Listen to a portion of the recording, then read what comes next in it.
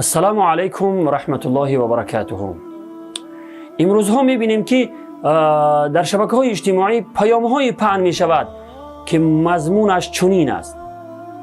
شخص پیامبر خدا صلی الله علیه و سلم را در خواب دیده است که چنین و چنان میگوید.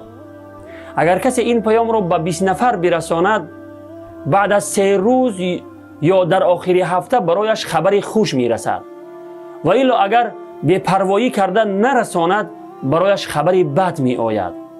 خلاصه چنین پیام ها را با واسطه واتساپ و وایبر و دیگر شبکه های اجتماعی زیاد پهن می کنند.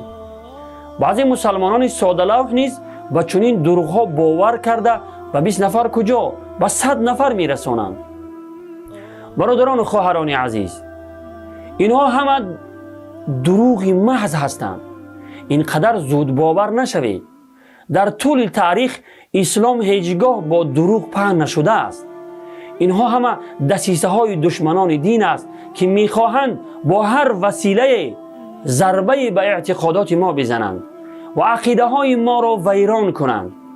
میخواهند با پهن کردن این گونه پیام ها مسلمان ببیند و فوراً به دیگران پهن کند تا وقتی ببیند که خبر خوش برایش نمیرسد دچار شک و تردید شود و گمان نیکش را نسبت به خدا و پیامبر و قرآن و اسلام از دست بدهد.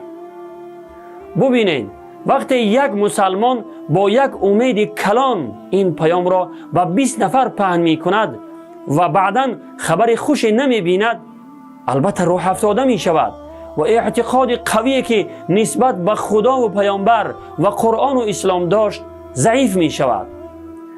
ما این را اهمیت نمی دهیم، ولی چنان در اعتقادات ما ضربه می زند که خودمون آگاه نمی شویم. آنها اعتقادات ما را مورد هدف قرار داده اند که با هر وسیله آن را ویران کنند. می خواهند ما را نسبت به دین خودمان بدگمان کنند.